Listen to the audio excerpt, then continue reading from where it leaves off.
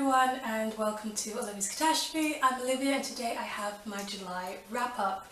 Now, I read all the books this month and I also did quite some fun things, so let's just get right into it with a life update to get that out of the way. The thing that you should know is that I'm still here in Spain. I'm actually in my last couple of days here, and for all of July I was here, and this officially marks it as the longest I've been away from my family, but I still had a brilliant time working as an au pair here. I had some great times with the kids and we did a lot more hiking. I did hiking last month, as I said in my previous wrap up. We did a lot more hiking, and as well as that we also went rock climbing. I think it was the best and the worst idea I've ever had in my life because I am definitely afraid of heights. So hiking was a stretch sometimes, but rock climbing, I don't mean the kind of rock climbing when you're in a room and there's all these coloured blocks. No, it's where there's actually a sheer cliff face and you have to climb up it and it's totally smooth and you're wondering how on earth you're going to get there, and then you get stuck because your legs are not as long as the rest of the people who you are climbing with, who all happen to be middle-aged men, and you're just scared and you think you're going to die and you just cling to the rock and you're like, why Olivia, why? But then you keep on going, you push through and you get to the top and you feel amazing. That was basically my rock climbing experience. I also got my secondary school exam results. I passed the IB, woo!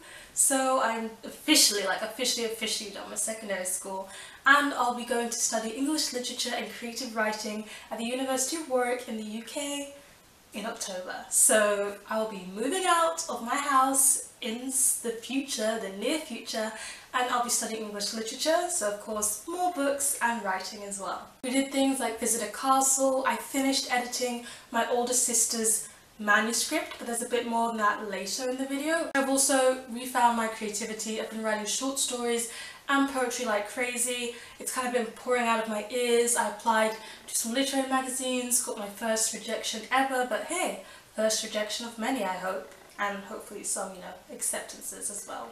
And as well as that, I rewatched Inception and fangirled until like 2 AM, and I also finished watching season 3 of Baby Daddy because in Spain right now it's super hot, and at the nights, like in the night, sometimes I just really can't sleep. But anyway, that was for the life update. Let's move right on to the books. I finished all the physical books that I brought to Spain with me to read, so let's start with those physical books that I finished. The first physical book I finished was one that I've been on my TBR forever, and that is The Handmaid's Tale by Margaret Atwood. It's been so popular lately because they've made it into a series, and as well as that I've just been wanting to read it for like years. So I finally buddy read this with Hannah Reached Too Much on Instagram. I'll leave a link to her Instagram below. She's lovely, and it was great and it was horrible at the same time. All I can say is that the world building is absolutely amazing. I don't know how Margaret Atwood got the idea for this novel or this world, but writers like that, they're absolutely insane with how deep they can go into their world building without it making the story terrible. And secondly, the meaning and the depth to this book is amazing. Like, there's so much relevance to this one, to the present day, which is kind of scary because this is one of her ones that was published a couple of years ago, but there's so much discussed about feminism, about political situations, about the treatment of other human beings, and it struck such a deep chord with me.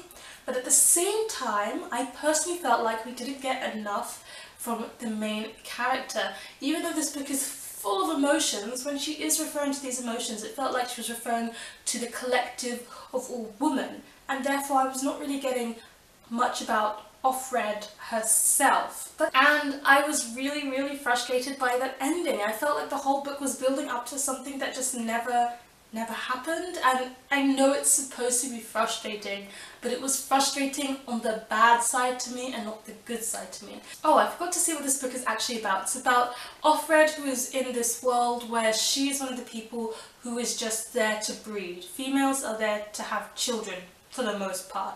So she's one of those people, and she isn't very happy and satisfied in her role, but you're not really allowed to go against your role given. But she's shaking things up a little bit, and there's 2 men involved, and that is what this book is about. The next book that I finally finished was Private Reserve by Diana Sobolewski. This one is about a wine professionalist, a wine taster, who owns her own business, and she is on the quest. Well, she's not really searching for true love, but she comes across Tim Torsten, who is a billionaire, and, you know, does it work out for them? Does it not work out for them? Especially as Torsten has different goals for their relationship than Ella does. Now, this is one I've been reading for a long time, not because it's bad, but because it's just long. It's also a new adult romance, and I actually haven't read any straight new adult romances. I always read romances, so it was quite different for me to read that, and I have to say that this one I kind of have mixed feelings. I didn't really like the beginning. I felt like the beginning was a bit unrelated to the rest of the story. Like, I didn't really like the new adult part to this book because I felt like it just wasn't working for me. Not because it's my first straight new adult, but just because I wasn't a big fan of the way it was described. It didn't do anything for me. But then we got halfway through the book, and that's when things really picked up for me because a new character is introduced who is an author, Issa, and I absolutely adored her character. I absolutely loved it. And then you see how things start to play together, how the characters are all connected, how the characters are all playing with each other's lives to get their romances to work out. And I thought it was so cute and so enjoyable, and there were just so many like heartwarming scenes. So I have to say that the second half of this book worked for me a lot more than the beginning. I wish there was less at the beginning and more of the second half of the book. But it was still a very good read, and I think that you can enjoy this one. And then the last physical book that I finished was The Dragons of Nova by Elise Kova, and this is the sequel to The Alchemist of Loom. I'm not going to tell you what this one is about, but Alchemist of Loom is about this alchemist called Ariana, and she wants to get revenge on some dragons. This is a fantasy world, on some dragons, but on a particular dragon actually.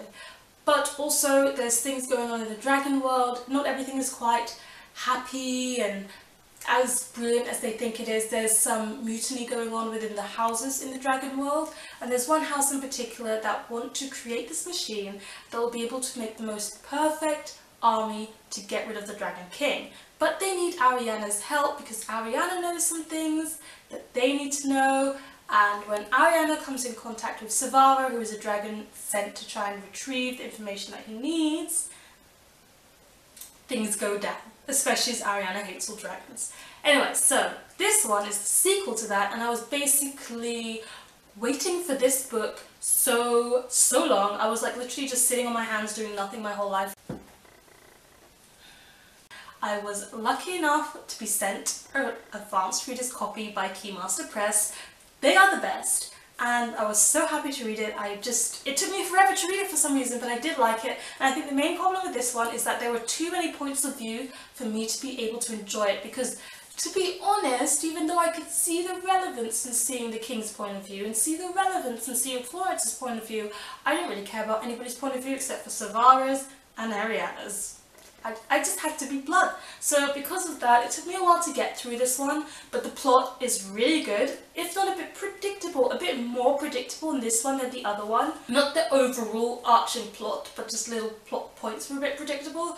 But the writing is still brilliant, Ariana is still brilliant, Savara is still the most brilliant. I can't wait to get the finale in the series because I just want to know how everything goes down. Okay, now we're going to move right along to the ebooks because then I was out of physical books to read, so while I'm here in Spain for the rest of the time I have to stick my guns with ebooks. Actually, the first book that I finished this month, but I wanted to do the physical books first, but the first book I finished was Fade by Santino Hassel. Yes, I'm going to be talking about Santino Hassel again, and this one is by Santino Hassel and Ice actually. Fade is the finale in the series In the Company of Shadows, which they both co-write, and it's a series I was fangirling about last month, and the last book is actually 1,214 pages long, so it took me quite a while to get through this first read, and by the end of it I was literally broken. Because broken, okay? It was not... I was not sane. I was literally freaking out because people were dying, you know? It's the end of the series and main characters were dying, and I was like, you cannot do this to me at the end of the series. And then, even though it's the end of the whole series, they leave it on this cliffhanger where you don't know if some characters survived or not. Why would you torture your readers like that? As well as that, there was more. There was more to come. there's a short story collection called 127 by Santino Hassel and Ice, which I read directly after finishing Fade because I needed to know if some certain characters had survived or not and put myself at peace of mind because they had this cliffhanger ending that was just insane. So I read that and it calmed my soul a bit more because it gave some more concrete answers. Don't think it gives you all the answers and all your characters are safe and not dead and things like that, because no, but it gave you some more concrete answers. And at the end of it, they also promised a sequel series, which is all nice and dandy, and I was like, we're gonna get more, no worries. But that sequel series was promised a couple of years ago and it's a couple of years later and there's still no more sign of this sequel series. Then I decided I really need to move on from Santino Hassel ebooks, so I decided to read The Surface Solution by Cathy Yardley. I've read one Cathy Yardley book before and that was Level Up. It was an absolutely amazing gamer book, so I decided I'd try The Surface Solution, which was about a surfer who falls in love with a businesswoman. The businesswoman needs to learn how to relax, so she decides she's going to take classes in surfing, and she just happens to really like her surfing instructor.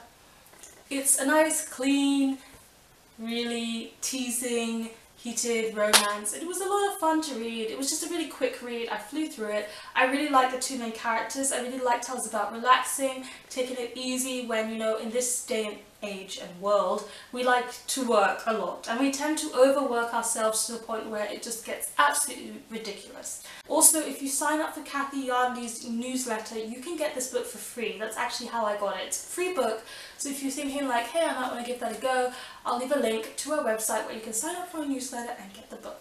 After reading that, I was like, you know what, why did I say no to Santino Hassel? But there's literally no more Santino Hassel books for me to read. And there's this series called the Cyberlove series, which is co-written by Santino Hassel and Megan Erickson. And for the whole time that I've seen that series around and known of its existence, I've been totally against reading it. I was like, no, I'm never going to read an online romance series. I don't have a problem with online romances, and I love Santino Hassel's writing, but I was a bit, I know this is really bad of me, but I was very, very nervous about reading a gay male-on-male new adult romance when the other half of the writing duo was a straight woman. A booktuber who I love watching called Mel from Books with Wings recommended the series in lots of her videos, and she says they're really good, so I was like, I'm going to give it a chance.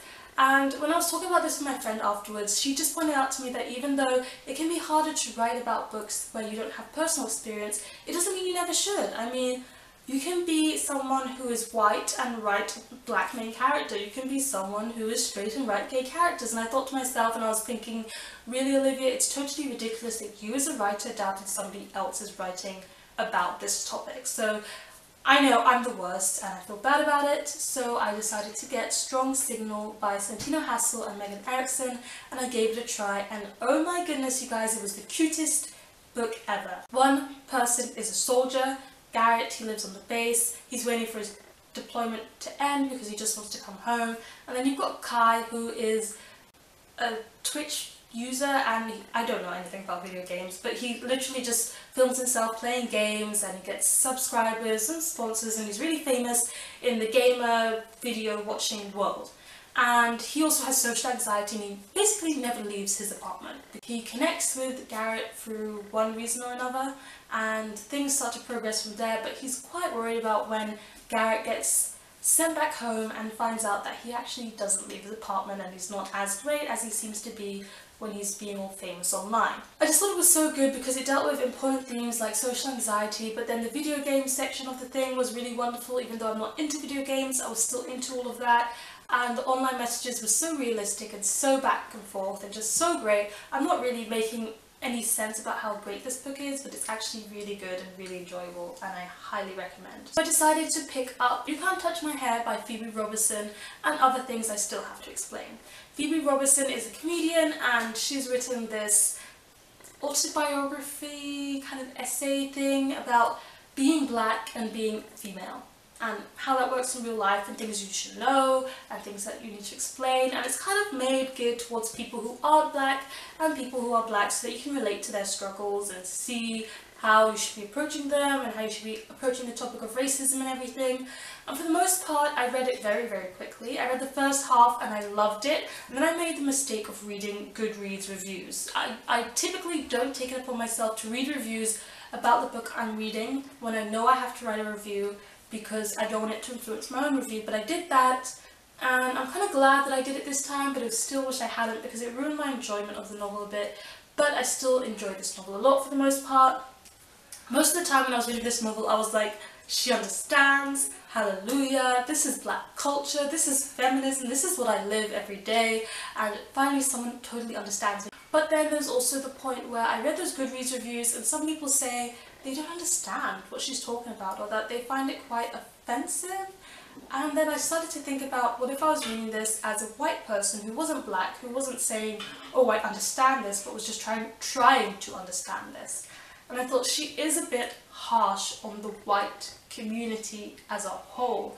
And I felt like it was very much a lot of us versus them, instead of being written in a way that could join the two cultures. And that was the biggest flaw I found in this book, because when it comes to dealing with racism and you're trying to make people understand, it's very important not to make them seem like separate groups, even though you have to show the times when they're separate groups. You have to show them how they can become one group, and the times when they have been one group, to be more uplifting rather than pulling down and showing so many differences that it just seems like it will never work. So even though she casually references that she likes white people things like you two and mostly dates white guys, I still didn't feel the togetherness that I was hoping to feel. Okay, and then the final book that I read this month, it's not actually a book, it's actually my older sister's novel manuscript. And I'm still counting that because it's the length of a book, and as well as reading it, I actually edited it. So basically, every 3 lines I had to stop and write a comment. I absolutely loved it. I'd wake up in the morning and as I had breakfast I would read and edit. And it was just, her story is so good, you guys. She has brilliant world building going on. There's so much relevance in it. It refers to topics such as immigration, racism, basically how countries' politics works and how we're dealing with people and international relations. And her characters are thebomb.com. There's so much chemistry and intensity between a lot of them, and so many things are happening at once in the story, but it all comes together so well at the end.